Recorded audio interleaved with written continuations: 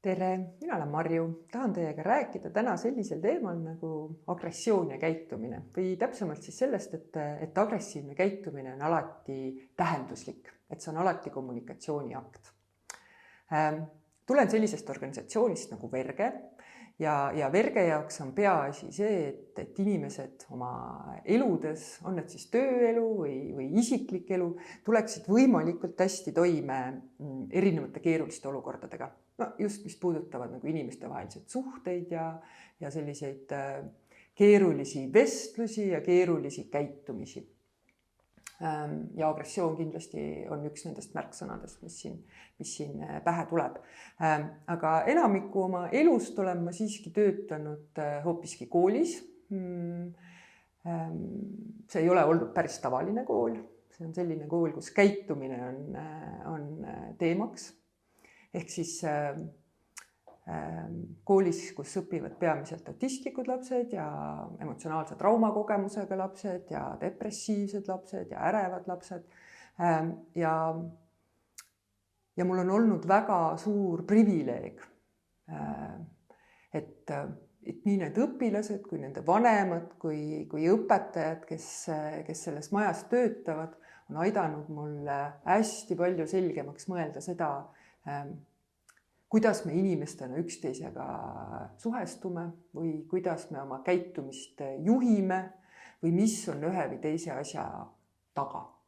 Ühesõnaga, agressiivne käitumine on kommunikatsioon. Kui me mõtleme agressiooni peale, siis see on semantiliselt hästi laetud tähendusväljaga sõna. Ja mulle tundub, et sageli me hindame üle seda, kui palju sellises meile mittesobilikus käitumises on tahtlikkust. Mulle tundub, et reaalsus on see, et me inimestena kõik me palju vähem suudame ennast kõrvalt näha ja palju vähem mõistame, miks me üldse ühel või teisel viisil käitume. Sest minul on küll nagu hästi sügav usk sellesse, et inimesed oma loomult ei ole kurjad või nad ei taha olla üksteise vastu halvad. Ja sellepärast mulle tundub, et enne kui me asume mingil moel tegutsema, eriti siis, kui me õpetame lapsi või puutume nendega kokku, siis on väga hea vaadata korra endasse ja mõelda, et mil moel ma üldse inimestesse enda kõrval suhtun. Et kui tähtsaks ma pean seda heatahtlikku pilku või sellist analüüsivat vaimu. Miks ma seda räägin? Joonistan ühe pildi. Kui me mõtleme inimese peale, inimese kui sellise peale, inimese peale, ma ei tea, suure tähega või väikse tähega, siis sageli ka iseenda jaoks me oleme sellised mustad kastid. Meie sees midagi toimub, aga me päris täpselt ei tea alati, mis seal toimub. Ja seda, mis seal musta kasti sees on, seda ei tea mitte keegi. Neurokuvamine ei aita siin liiga palju. Mina pakun välja, et me võiksime siia sellesse musta kasti kujutleda Maslow püramiidi. Seda kõik teavad, see on lihtne ja tegelikult üsna hea selline raamistik. Mis see Maslow püramiid siis on? Mis meil seal musta kasti sees siis tänu sellele Maslow'le on? Kõigepealt on meil seal terve hulk füsioloogilisi vajadusi. On nälg, on janu, on väsimus, eks? Ja need kindlasti kõik mõjutavad meie käitumist, selle juurde kohe jõuame. Järgmine viil on turvalisus. Ja? Kas ma tunnen, et olukord on minu jaoks kontrolli all? Kas mul on piisavalt etteaimatavust? Kas ma tean, mis järgmiseks juhtub? Kas ma usun, et maailmas juhtuvad minuga pigem head asjad või pigem halvad asjad? Siis on kuuluvus. Jällegi väga-väga oluline asi. Kas ma olen nende inimeste meelest, kellega mul on ühes ruumis, on see siis füüsiline ruum või mentaalne ruum, kas ma kuulun nende inimeste hulka? Kas selles klassiruumis, kas selles, perekonnas, Kas ma olen seal võrdväärne liige? Kas ma tunnen ennast turvaliselt selles grupis, kas mind tahetakse sinna? Siis on tunnustus. Kas need inimesed, kellega koos ma olen, kas nad märkavad mind sellisena, nagu ma olen? Kas nad kiidavad mind heaks? Kas nad ütlevad mulle hästi? Kas nad tahavad minuga arvestada? Kas nad päriselt näevad, kui tore inimene ma olen, või kui tubli laps ma olen. Ja siis on eneseteostus, see kõige viimane ots siin kolmnurgas. Kas see, mida ma teen või mida minult oodatakse, kas see päriselt huvitab ka mind? Kas see on minu jaoks tähenduslik? Kas ma tunnen, et kui ma nüüd lahendan seda ülesannet või keedan seda suppi, et kas see on midagi, mida ma tahan teha, see annab mulle midagi. Mitte kunagi pole meil kogu kolmnurka korraga käes. Aga mõnikord juhtub, et mõni asi ja mida allpool mõnes mõttes seda määravam on puudu. Aga ma ei näe oma musta kasti sisse nii hästi. Ma ei suuda ennast analüüsida nii hästi ja teised inimesed ka mitte. Ja kui mul on nendest vajadustest midagi puudu, siis see tekitab minus emotsioone. Ja, see ruutsil on emotsioonide jaoks. Ja. Mis need emotsioonid on? See tekitab viha, see on selline väga tugev tegutsema panev jõud. Ma võitan selle eest, et mu vajadused saaksid täidetud. See võib olla hirm, see võib olla kurbus, aga see võib olla ka nagu tohutu elevus. Ja see emotsioonide selline filter on see, kus teised inimesed hakkavad märkama, et midagi on. Ja? See on meil selline väike pausi koht. Ja siis me valime mingi käitumise selle emotsiooni pinnalt. Tegutseme kuidagi. Ja? Kui kõik läheb hästi, siis me käitume kuidagi konventsionaalselt. Ja? Sotsiaalselt aktsepteeritavalt. Nii nagu meilt oodatakse. Aga mõnikord juhtub, et me ei käitu konventsionaalselt. Ja kui sa oled laps või veel väiksem laps, siis inimesed tahavad sinu käitumist korrigeerida. Ja siis nad loodavad, et kui nad nagu siin teevad midagi, ütlevad, et nii küll asjad ei lähe, et siis kohe see käitumine muutub. Kui me nüüd mõtleme täiskasvanute enda peale, kas ma olen nagu valmis oma käitumist lihtsalt kellegi sellise nagu peale muutma. Seda enam, et kuidas ma seda teha saan, kui mul on siin mingi kui mul on mingi vajadus, mis on täitmata, mis tekitab minus emotsioone. Kõige lihtsam näide. Kõik on näinud 2-3 aastast last. Lihtsalt kõrvalmarkusena vedetavalt on see kõige agressiivsem nagu segment populatsioonist. Raulil on ämber ja Paulil ei ole, ja tahan ka seda ämbrit. Mul on nii õudselt on seda vaja, et ennast teostada. Ja siis ma võtan lihtsalt ja annan sellele teisele poisile kühvliga pähe, sest ma olen nii vihane, et mul seda ei ole. Ja õpetaja tuleb ja ütleb, et niimoodi küll ei tohi teha. Ja see ongi õige, ei tohigi niimoodi teha. Stopp on igal juhul täiesti adekvaatne selles olukorras. Aga mida ma veel võiksin õpetajana teha? Ma võiksin aidata sellel poisil aru saada, et mis temaga üldse toimub. Sest lapsed seda enam, nad ei tea, neil on tunne, see ei ole veel mõte. Ta lihtsalt tunneb, et ta on vihane. Ja? Ma saan peegeldada ja öelda talle, et ma saan aru, et sa oled päris kuri praegu. Ja? Tahad ka seda ämbrit. Ja siis saan välja pakkuda lahendused, mis juba on natuke konventsionaalsemad. Küsi ilusti, ütle palun. Või et lähme vaatame, kas leiame sulle teise ämbri. Või oota natukene, mängi senikaua, ma ei tea, autoga või mis iganes. Et me annaksime talle nagu selle tervikpildi, et ta järjest selgemini saaks aru, mis tal siin mustas kastis nagu toimub. Mitte ainult see, et sa oled vihane, mis sa sellega peale hakkad, aga mis me nüüd edasi teeme? Mis toob meid selleni, et kui ma olen kutsutud ja seatud lastega tegelema, siis on väga hea, kui mul tekib hüpotees. Miks laps niimoodi käitub? Mis tal puudu on? Mis on see tema vajadus? nii et tema käitumist ma saan tegelikult muuta nagu proovides mõista seda vajadust, jah. Ja siis ma saan teha 3 asja. Saan õpetada talle paremat emotsioonide kontrolli, on ju, oota. Või et lüüa ei tohi. Ei. Siis ma saan õpetada talle paremaid sotsiaalseid oskusi. Ja, küsi ilusti. Ja siis ma saan kujundada natukene keskkonda ümber. Ja? No, näiteks, et lähme vaatame, kas meil on veel kuskil mingeid ämbreid varuks või mingeid muid topse, mida saab kasutada. Mis ma tahan öelda on see, et inimesed ei ole kurjad.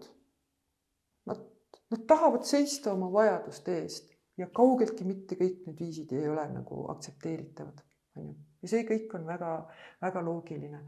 Aga mida me peame tegema, kui me sellises rollis oleme, et me lastega tegeleme või ma ei tea, tegelikult ega see tuleb isiklikus elus kah kasuks. See, et me mõtleme, mis inimese pea sees toimub, mis on tema käitumise funktsioon, mis tähendust need emotsioonid kannavad. Ja siis me saame suunata teda natukene. Ja, mõnikord muidugi on asi infopuuduses ka, aga et ma lihtsalt ei tea, et niimoodi tehakse. Aga kui me mõtleme kõige sagedasemaid olukordi, näiteks 7. klassi õpilased, harva nad ei tea, et tunnis ei tohi kõva häälega juttu rääkida. Et kui nad siis juttu räägivad, siis nende käitumise funktsioon on ilmselt midagi muud. Näiteks, et neil on igav või et nende kuuluvus ja vajadus on nii suur, et nad ei saa pühenduda parasjagu väldetele, vaid nad tahavad teha midagi muud. Ja siis ma ka saan õpetajana seda proovida mõista, ja sealt edasi minna, peegeldada seda, et ma näen, et see on sinu jaoks praegu primaarne. Aga mina tahan, et sa teeksid hoopis seda või teist. See on selline spikker, käitumise juhtimise spikker. Aga kui me tuleme tagasi selle agressiooni teema juurde, siis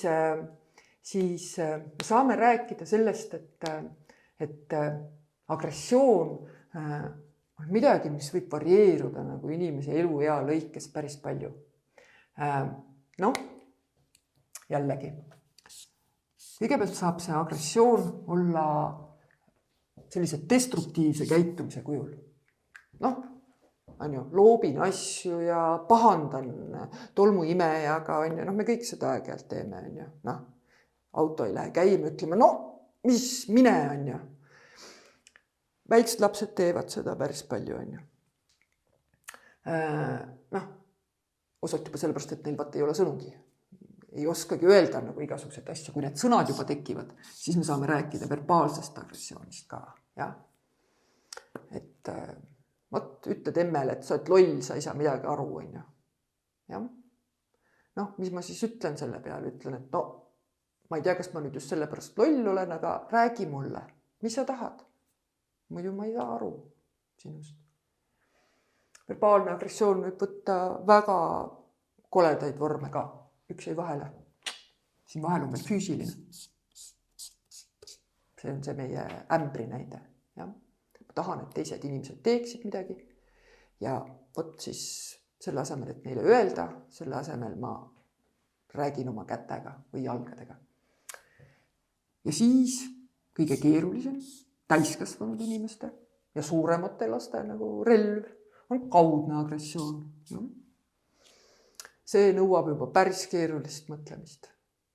Lasteaia lapsed selle tõttu väga hästi kiusata kedagi ei oska. See tähendab seda, et ma saan aru, ma suudan ette kujutada, mis teisele inimesele teeb haiget. Täpselt samamoodi selle taga on minu mingi vajadus. Ma tahan kuhugi kuuluda või ma tahan, et mind tunnustatakse.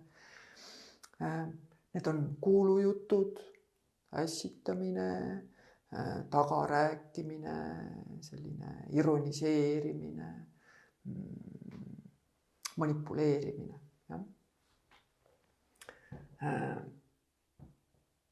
Ja jällegi, eks, kui inimene tahab hirmsasti kuhugi kuuluda ja talle tundub, et keegi teine on ees ja ta peab sellepärast rääkima tema kohta midagi halba, siis vaevalt, et see mõte on nii selge tema pea sees.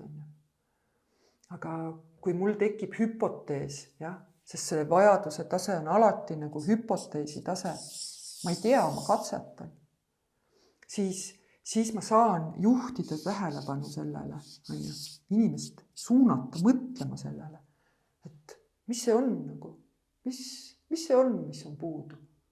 Miks sa käitud nagu sellisel moel, agressiivsel moel? Ja? Meil tuleb lihtsalt enda elust sellepärast, et olla aus enda vastu.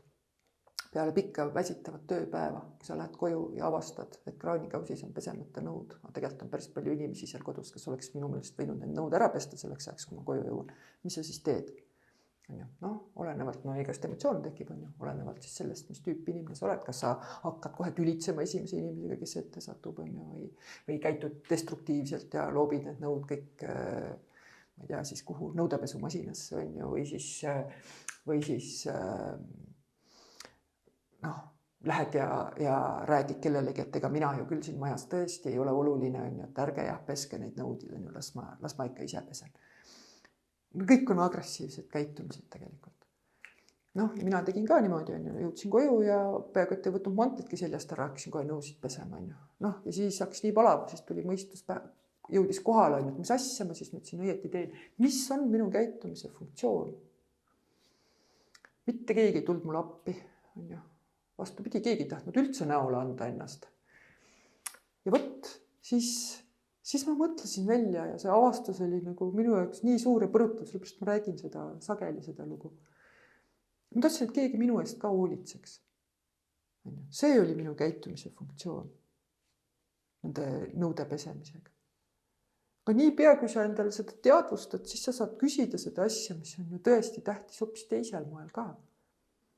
Mina läksin näiteks keset tuba ja kuulutasin kõigile, et mina tahan, et nüüd keegi minu eest ka hoolitseks, sest mina olen nii väsinud. Ja sain seda, mida ma küsisin. Seda, mida ma nende nõude kolistamisega seal kraanikausis mitte kuidagi ei oleks saanud. Õnneks, et keegi ennast näole ei andnud, muidu oleks tüli tulnud. Ja mille üle me siis oleksime tegelikult tülitsenud? Hoopis kaugele oleksime jõudnud sellest, mis algselt nagu oli mureks. Ja mis on veel nagu oluline asi selle agressiooni juures on see, et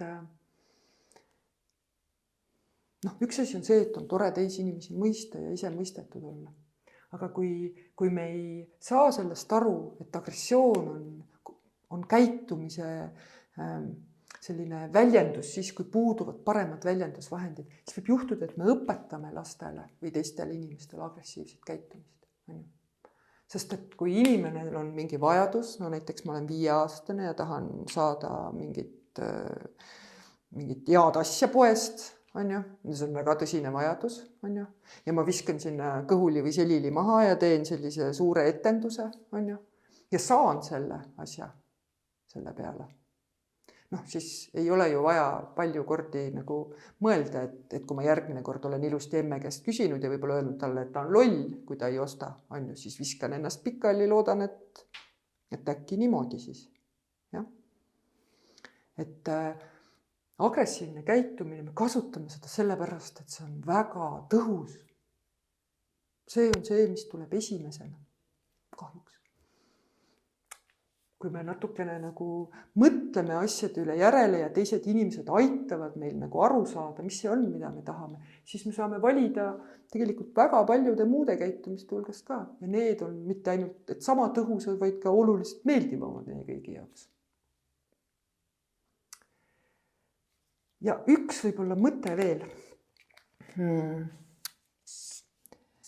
Kui ma siin neid kaste juba joonistan, on üks selline mudel, mida nimetatakse johariaknaks. Ja see koosneb 4 ruudust. Eks? Üks aken on see, mis on mulle nähtav ja kõigile teistele inimestele minu ümber ka nähtav. Me kõik teame seda. Siis on selline aken, kus mina tean midagi, näiteks seda, mis mul siin mustas kastis toimub, aga teised ei tea. Ja siis on selline aken, kus mina ei tea, jah, no näiteks mul puudub enda kohta väga hea peegel, on ju. Ma ei saagi aru, et ma võib-olla käitun agressiivselt. Noh, keegi tuleb mulle ütlema, et näed, et ostsin uue kleidi. No ja mina vastan selle peale, et noh, ma ei tea, kas see nüüd just päris sinu värv on ju. Noh, olen verbaalselt või ka kaudselt agressiivne. Teised näevad seda kõrvalt, aga mina võib-olla ise ei märkagi, et ma siukest asja teen. Ja? Ühesõnaga, teised näevad, mina ei näe. Ja siis on see üks kast, mis on pime meie kõigi jaoks. Ja? Mis meie eesmärk on koolis, elus üldisemalt, on seda avatud akent nagu suurendada. Ja selle jaoks me peame omavahel suhtlema. Me peame rääkima üksteisele, mida me kogeme, ja mis meile tundub, mis teiste inimestega toimub. See väike poiss oma ämbriga, ta ei tea. Ma saan talle seda öelda. Järgmine kord tal on juba mõte. Ma sain kurjaks sellepärast, et mul ei ole ämbrit. Järelikult. Küsin kasvataja käest, sest Paul mulle niikuinii ei anna. Mida suurem on see avatud aken, seda vähem on meil vajadust agressiivselt käituda. Ja, see oleks küll tore. Aitäh!